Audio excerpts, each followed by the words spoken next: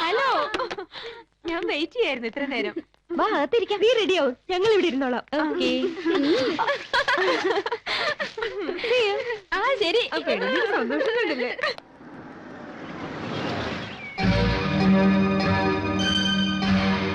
Madam, ഒരു ഫോണുണ്ട്.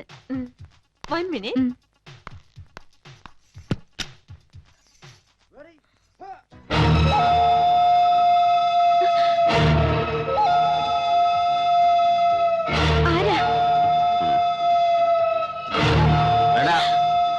അത് പുറത്തുനിന്ന് അടച്ചു.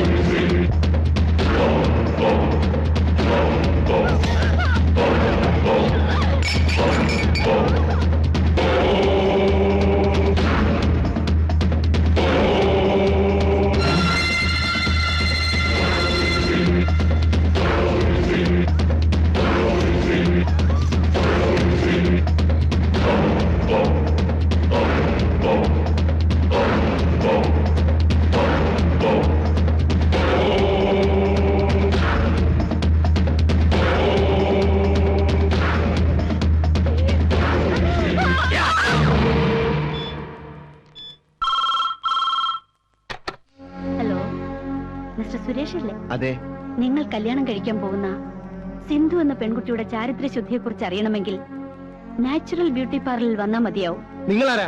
Your well wisher. Okay, bye. Hello hello.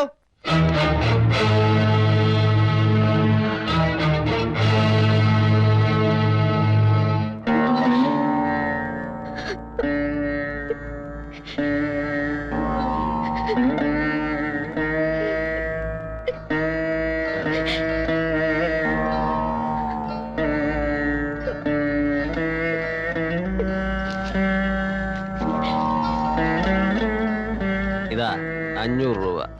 സാധാരണ ഞാൻ 100 രൂപ കൊടുക്കാറുള്ളൂ. ആ, നീ വലിയ വീട്ടിലെ പെണ്ണല്ലേ?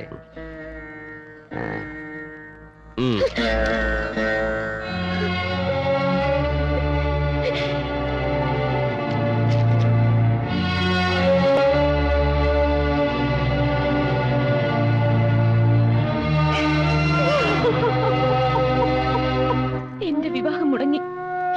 എല്ലാവരും എന്നെ വെറുത്തു, പരിഹസിച്ചു. എന്റെ ജീവിതം, ഭാവി എല്ലാം നശിച്ചു. എനിക്ക് വേണമെങ്കിൽ എല്ലാ നിമിഷങ്ങൾ കൊണ്ട് അവസാനിപ്പിക്കാമായിരുന്നു. പോലീസിൽ കംപ്ലൈന്റ് കൊടുക്കാമായിരുന്നു. അല്ലെങ്കിൽ എന്റെ വയറ്റിൽ വളരുന്ന കുഞ്ഞിനെ നശിപ്പിച്ചിട്ട് ഒന്നും സംഭവിക്കാത്തതുപോലെ ഏതെങ്കിലും ചെറുപ്പക്കാരന്റെ ഭാര്യയെ ജീവിക്കാമായിരുന്നു. പക്ഷേ എനിക്കാവശ്യം എന്റെ വയറ്റിൽ വളരുന്ന കുഞ്ഞിന്റെ അച്ഛനെയാണ്. മോളെ, നീ എന്തൊക്കെ പറഞ്ഞാലും അവനോടൊത്തുള്ള ജീവിതം വേണ്ട മോളെ. ഒരിക്കലും അത് ശാശ്വതമാവില്ല. ചെറുപ്പം കൊണ്ട് തോന്നുന്ന വാശിയാ ഇതൊക്കെ. കഴിഞ്ഞതെല്ലാം നീ മറക്കണം. ചേച്ചിക്ക് എങ്ങനെ ഇത് പറയാൻ കഴിയുന്നു? 20 വർഷം മുമ്പ് ഒരു വാക്ക് പോലും പറയാതെ ഇറങ്ങിപ്പോയ ചേച്ചിയുടെ ഭർത്താവ് ഇന്ന് വരും നാളെ വരും എന്ന പ്രതീക്ഷയിലല്ലേ ചേച്ചി കാത്തിരിക്കുന്നത്? എന്തുകൊണ്ട് ചേച്ചിക്ക് അയാളെ വെറുക്കാൻ കഴിയുന്നില്ല, മറക്കാൻ കഴിയുന്നില്ല? എല്ലാം അറിഞ്ഞുകൊണ്ട് തന്നെയാ ഞാൻ വന്നത്. എത്ര തെമ്മാടിയായാലും കൊള്ളരുതാത്തവനായാലും എന്റെ വയറ്റിൽ വളരുന്ന കുഞ്ഞിന്റെ അച്ഛൻ അയാളാണ്. അത് ഞാൻ തെളിയിക്കും.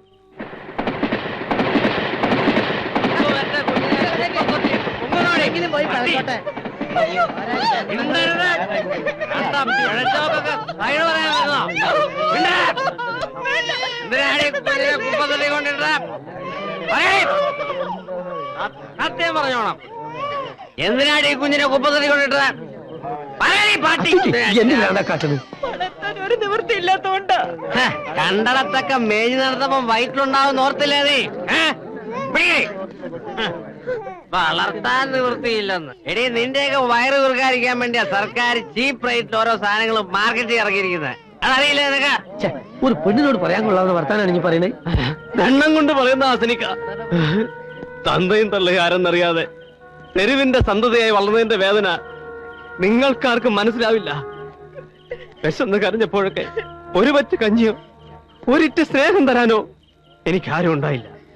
തെരുവ് തണ്ടി തന്തയില്ലാത്തവൻ എന്നൊക്കെ പറഞ്ഞ് ഒരു പട്ടിയെ പോലെ എന്നെ ആട്ടി ഓടിക്കുകയായിരുന്നു.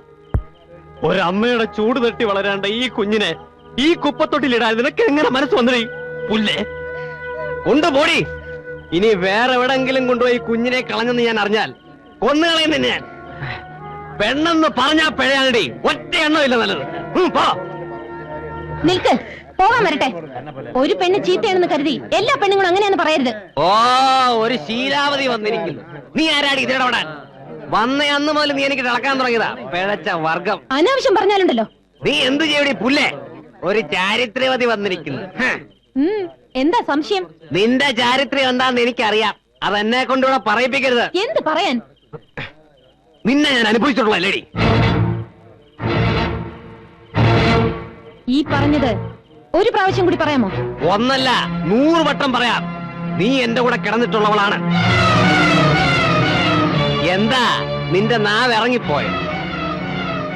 മതി, അത് കേട്ടാ മാത്രം മതി എനിക്ക്. ആ നാവിൽ നിന്ന് തന്നെ ഇത് കേൾക്കാൻ വേണ്ടിയാ ഞാൻ ഇത്ര നാളും കാത്തിരുന്നത്.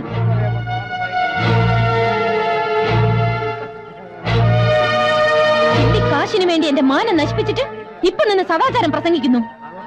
പെണ്ണെന്ന് പറഞ്ഞാൽ പിഴയാണെന്ന് വിളിച്ചു കൂവുന്നു. നിൽക്കൂ, ഇതിന് സമാധാനം പറഞ്ഞിട്ട് പോണം. നിങ്ങൾ ചെയ്ത ക്രൂരതയുടെ ഫലം എന്റെ വയറ്റിൽ വളരുന്നുണ്ട്. അതിന് ഞാൻ എന്ത് ചെയ്യണം?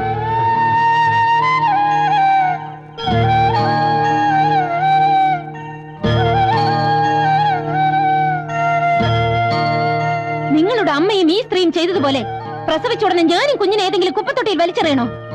ആ കുഞ്ഞ് നിങ്ങളെ പോലെ തന്തയില്ലാത്തവനായി വളരണോ?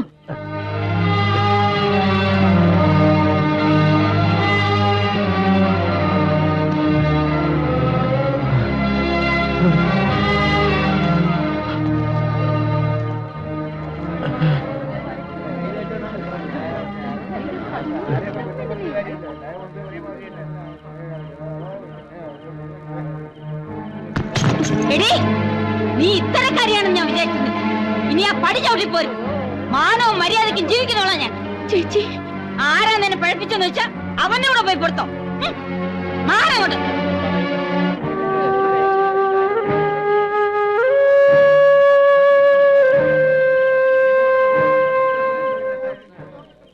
അച്ചുട്ടേ, ഞാൻ ഈ കേട്ടതൊക്കെ നേരാ? പറയണോ? ഒരു വീഡിയോ.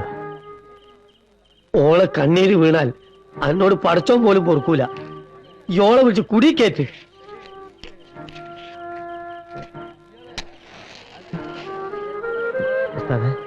ഞാൻ വിളിക്കട്ടെ?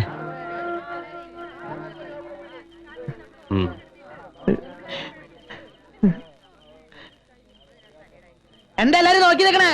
കാഴ്ച കണ്ട് മതിയായില്ലേ? പോയി കിടന്ന് ഉറങ്ങാൻ നോക്ക്. പെങ്ങളെ വാ.